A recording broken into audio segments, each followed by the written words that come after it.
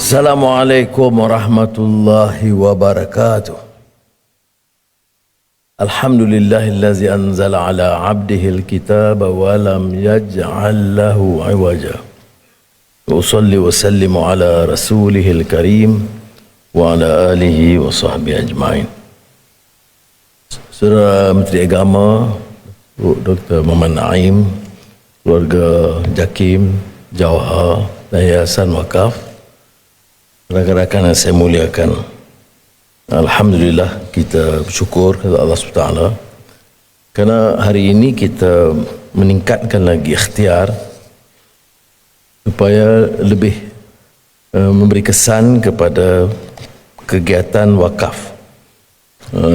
Dalam belanjawan tahun lalu saya umumkan wujudan dana 1 bilion ringgit permulaan wakaf madani yang kita akan selaraskan dengan Jawhar untuk memberikan suatu pencerahan dan kesedaran kepada umat Islam bahawa kegiatan wakaf itu harus menjadi suatu yang dibudayakan. Saya masih ingat kupasan Fazlur Rahman, sarjana, tatkala melihat perkembangan institusi pendidikan semasa. Jadi Fazlur Rahman tentunya merasakan kegusarannya, melahirkan kegusaran kerana tahap dan mutu serta peluang pendidikan di negara-negara Islam itu sangat malam. Dia menulis sekitar awal 80-an, tetapi diberikan suatu liputan penyingkap sejarah tentang wakaf yang mendirikan masjid-masjid dan institusi pendidikan utama di dunia Arab.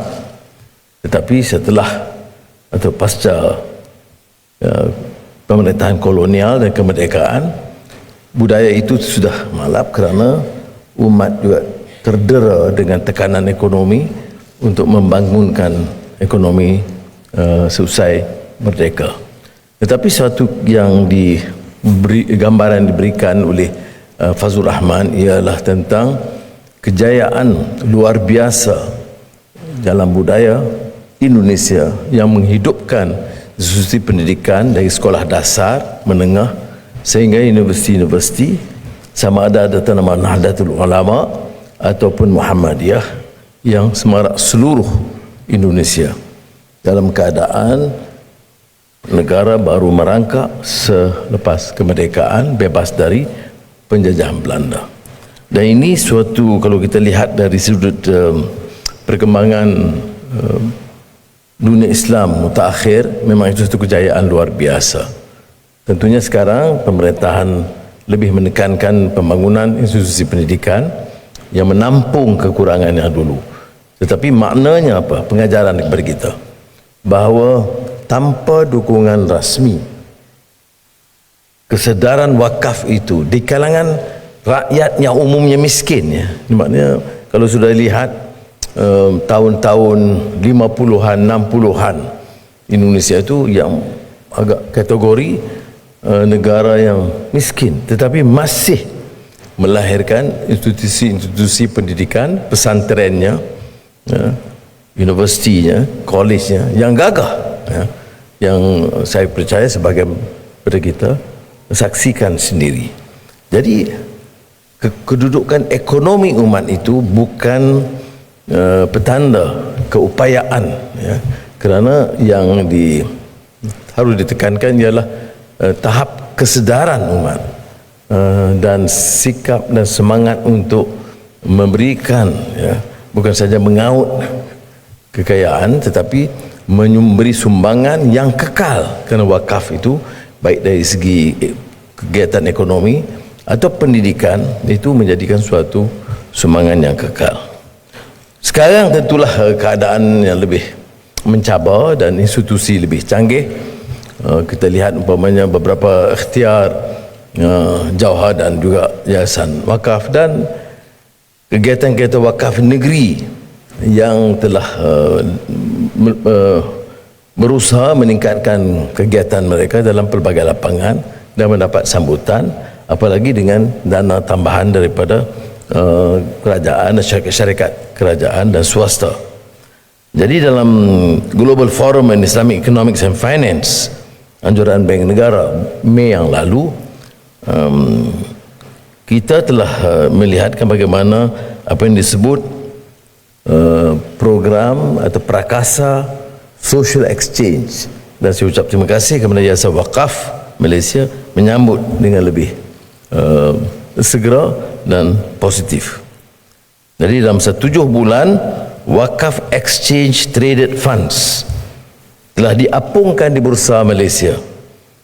Ini produk yang dianggap inovatif wakaf pertama di dunia, iaitu menggabungkan Yayasan Wakaf Malaysia, EQ8 The Capital, yang dapat menyalurkan 50% pendapatan pelaburan sebagai wakaf, manakala 50% lain itu sebagai dividen. Ini pun satu pendekatan yang canggih, kerana kadang-kadang keluarga merasakan nasib mereka harus terjamin dan terbela oleh itu, tetapi mereka juga merasakan perlu untuk wakaf. Jadi saya fikir inisiatif ini satu yang agak menarik, kerana dalam sumbangan katalah 10,000 itu, keuntungan itu 50% ke wakaf, 50% untuk jaminan penyumbang dan keluarganya. Dengan cara yang sedemikian tidak timbul kegusaran tentang masa depan mereka. Malaysia sekarang Setiausaha Agung World Zakat Wakaf Fund 23 sampai 26. Ini menunjukkan keyakinan dunia Islam terhadap keupayaan kita, walaupun kita akui umpamanya langkah-langkah diambil oleh Kuwait, Qatar dan beberapa kementerian. Sebab itu tadi disebut bahawa Kementerian Agama itu selalu disebut Wizarah Awqaf wa Syu'un Islamiyah, lebih kurang. Saya mengaji Surah Putih. Baik, jadi selain daripada itu, kita telah umumkan baru ini dan dengan rencana beberapa NGO tentang Yayasan Wakaf Malaysia di Gaza. Ada permulaannya saya bagi pertumpuan, kerana kadang-kadang rencana kita agak terlalu besar, seolah-olah satu kota kecil di situ. Tapi saya rasa lebih pragmatik kalau kita tumpukan apa yang saya sebut ialah tentang masjid, sekolah dan hospital. Itu dulu. Dan tentang sekolah dan hospital itu kita akan gabungkan dengan kerjasama kerajaan Jepun, kerana saya telah dapat bincang dengan Perdana Menteri Ishiba, mengatakan ini soal kemanusiaan, ini soal hak asasi, ini soal kezaliman, ini soal penjajahan. Ini bukan soal yang harus ditangani hanya oleh umat Islam. Beliau setuju dan mengambil inisiatif, dan kita akan menyokong sebagai co-chair fungsi bersama, iaitu untuk usaha membangunkan reconstruction of Gaza, dan untuk dengan Jepun tentunya sekolah dan hospital. Untuk kita juga tampung dengan masjid. Jadi Yayasan Wakaf kita tu saya percaya dengan Jawhar dan usaha-usaha rakan lain boleh bantu sedaya upaya selain daripada sumbangan yang akan diberikan oleh kerajaan. Dalam pembangunan ekonomi, kalau sudah dapat haram maksud kemampanan ini, dan madani, itu kita letakkan soal nilai, soal ihsan, dan dia mencakup beberapa bidang lain. Saya agak tertarik bila Menteri Dr. Usama dari Mesir baru-baru ini, bila dia tanya saya latar belakang mengapa meminjam atau menggunakan istilah madani, saya kata bukan saya, mereka cuma tahun 1993 dalam ucapan Festival Istiqlal di Jakarta, saya mula perkenalkan istilah masyarakat madani, al-mujtama' al-madani.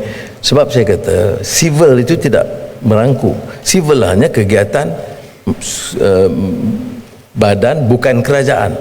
Tapi dia tidak tegaskan tentang soal nilai, soal ihsan, soal yang dikait kepada umat Islam dengan akidah mereka yang mungkin terangkul kerana hubungan din Madinah, din adian Madinah tamadun dari segi epistemologi bahasa Arab. Dan bila saya lontar, sebelum saya lontarkan, tentunya saya semak beberapa kajian awal. Tentu ada Farabi, Al-Farabi tentang Madinah Fadilah. Selepas itu Syekh Muhammad Abduh menggunakan Al-Mujtama' Al-Madani dan kupasan dia. Jadi itu pun saya tak berapa yakin. Saya masa itu telefon Syekh Taha Jabir Al-Alwani, masa itu dia di Qahirah, tanya sama ada istilah itu tepat atau tidak. Dia jawab bahwa istilah itu boleh kalau perisiannya itu memenuhi maksudnya. Maknanya dia tidak lari dari soal adab, soal akhlak, soal nilai. Maknanya sama ada kita bicara soal pembangunan ekonomi atau artificial intelligence atau digital atau pendidikan, kalau menjamin kemampanannya, dia tidak boleh lari daripada sandaran prinsip yang disebut tentang akhlak dan nilai. Jadi itulah sebabnya mengapa pada tahun 93 saya lontarkan Al-Mujtama' Madani, dan bila saya diberi kesempatan untuk bersama dengan saudara, maka saya sebut kepada jemaah menteri dia jadi Daulah Madani kerana kita dalam memegang kekuasaan. Tetapi slogan-slogan ini tidak harus memukau, dia harus diterjemahkan dalam pelaksanaannya, dalam amalannya. Maka sebab itu kalau kita faham Madani tentang ihsannya dan rahmahnya dengan maka tentu wakaf ini sebagai sesuatu yang sebati dengan kita.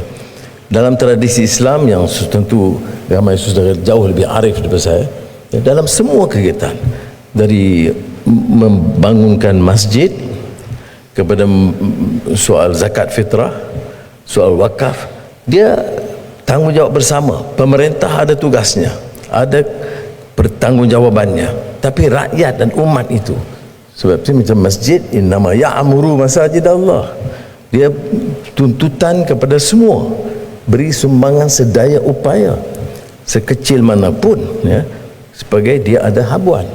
Zakat fitrah umpamanya, melainkan dia itu terlantar di kalangan kelompok miskin tegar, yang lain itu masih ada dituntut untuk memberikan sedikit sumbangan. Jadi tradisi Islam itu luar biasa kerana dia menggerakkan setiap anggota masyarakat dalam semua kegiatan. Sebab itu di negara ini bila kita sebut wakaf, tidak bermakna kerajaan akan mengenepikan tanggungjawab fundamental, asasi pemerintah untuk menggunakan dana dengan bertanggungjawab, tidak menyalahgunakan kuasa, tidak menggunakan kedudukan untuk memperkayakan diri, ratusan juta di sana, ratusan juta ringgit di sini. Jadi kalau tanya saya, maka saya harap dalam beberapa tahun ini kita dapat hentikan gelagat ini, bahawa kalau boleh dengan seluruh jentera, dengan kesedaran majlis-majlis agama dan kegiatan pendakwah, dan itu memberikan bahawa dalam Islam ini bukan sekadar kamu harus menyakau harta yang kamu ada itu harus kamu mampu mewakafkan. Kena bedanya. Kita kadang punya kuasa, dan bila saya tegas hal ini, bangkitlah dendamlah, mencari salah orang lah. Jadi ini kadang-kadang dalam politik itu dia tidak terkawal. Padahal kalau benar kita ini mau pertahankan prinsip dan roh Islam, mana mungkin kita pertahankan keterlanjuran ini.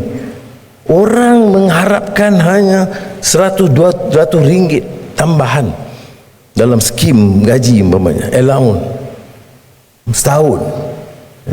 Mana mungkin kita biarkan orang berbilion menyakau. Dan bila kita ambil tindakan, katanya berbagailah karena pidato simpati kepada mereka. Dan saya kurang mengerti sebenarnya. Apalagi kalau kita ini sandarannya Islam dan akhlak Islam. Kita pertahankan yang atas-atas, tokoh-tokoh kaya dan guru nama kaya itu dipertahankan. Dan padahal untuk orang miskin yang di bawah ini minta wakaf. Bagilah sumbangan wakaf. Jadi sebab itu bagi saya tatanan negara, tata kelola, tadbir urus itu sangat penting. Dan saya nak gesa yayasan wakaf Johor, ingat ya, harus jadi mercu contoh pengurusan terbaik, cekap dan bersih. Ini baru memenuhi roh wakaf itu sendiri. Mana kita minta sumbangan itu daripada rakyat biasa, pegawai kerajaan bagi RM10, RM100 ya. Sumbangan gaji dia yang halal. Bagaimana mungkin dalam sistem pengurusan negara dan tata kelola mohon orang yang gajinya RM3,000 derma RM100 atau wakaf RM100, dan orang yang kaya beratuskan ribu ringgit mencuri ratusan juta ringgit, dan kita dalam sistem harus biarkan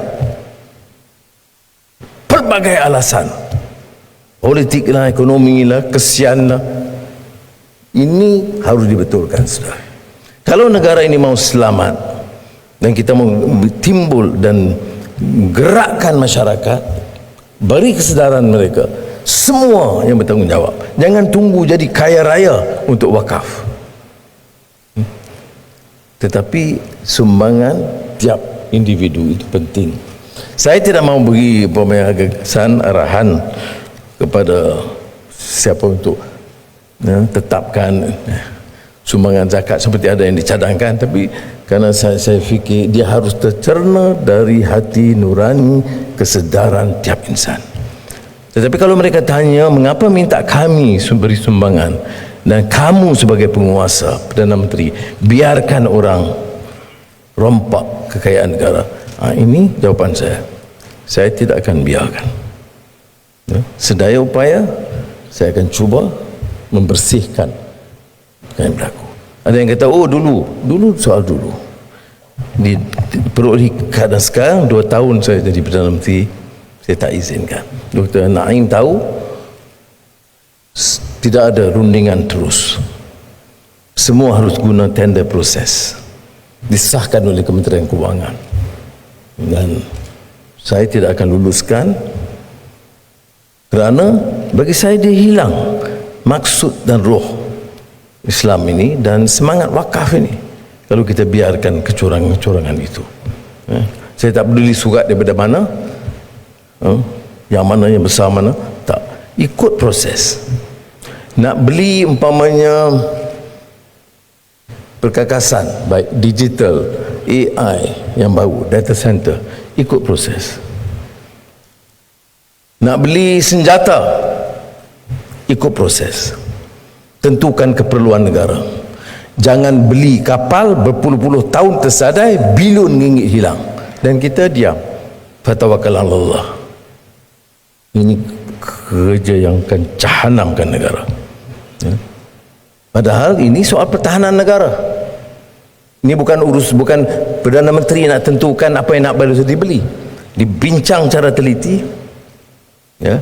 Kemudian diputuskan apa keutamaannya dengan dana yang terbatas, dibeli dengan cara yang telus dengan harga yang berpatutan. Nah, ini kaedah. Jadi bagi orang-orang yang tidak senang dengan hal ini, saya tidak kira peringkat besar mana, tinggi mana pun, tolong dengar.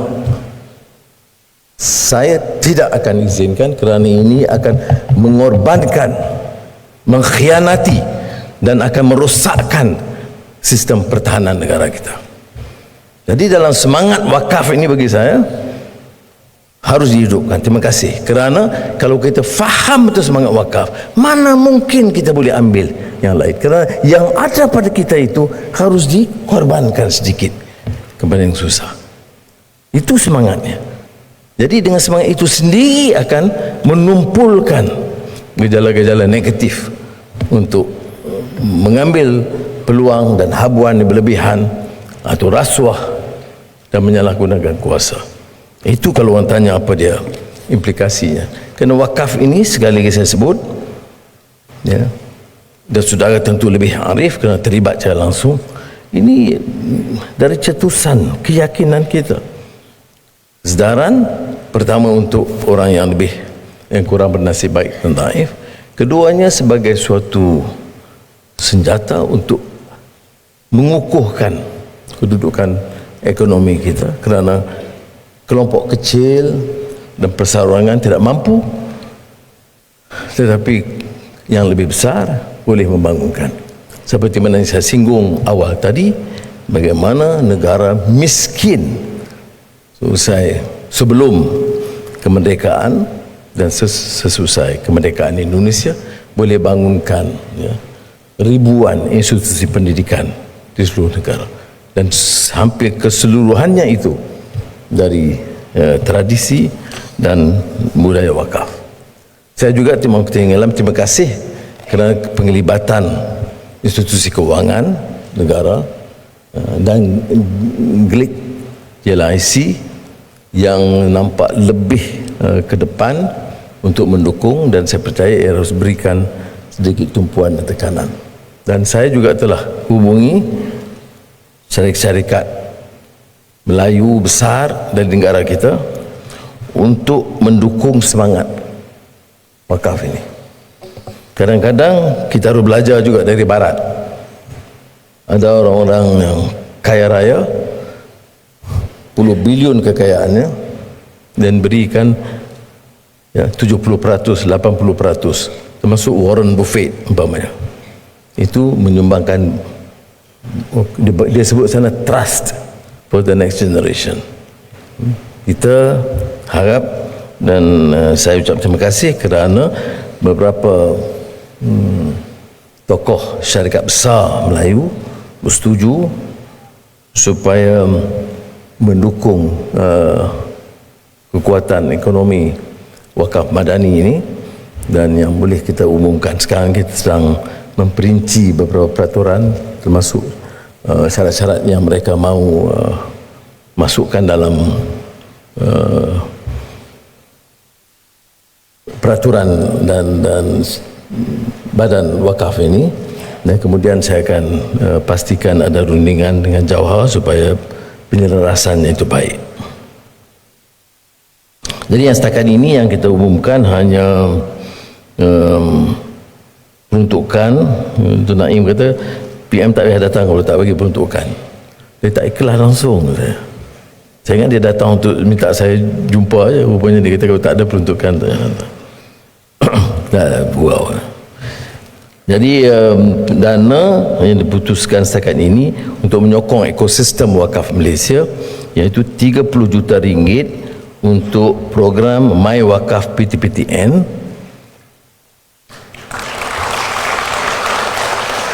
yang ini beasiswa wakaf pendidikan yang diurus bersama Yayasan Wakaf Malaysia dan PTPTN. Dan kedua, untuk modal awal pembentukan entiti permodalan wakaf nasional Berhad, dan ini 5 juta ringgit. Kalau nak tunggu tambah, tunggu belanjawan negara. Sekali lagi terima kasih kepada rakan-rakan JAKIM, Jawhar dan juga Yayasan Wakaf, dan semua syarikat yang membantu. Semoga Allah SWT memberikan kekuatan kepada kita dan mengangkat martabat umat melalui wakaf ini. Wassalamualaikum warahmatullahi wabarakatuh.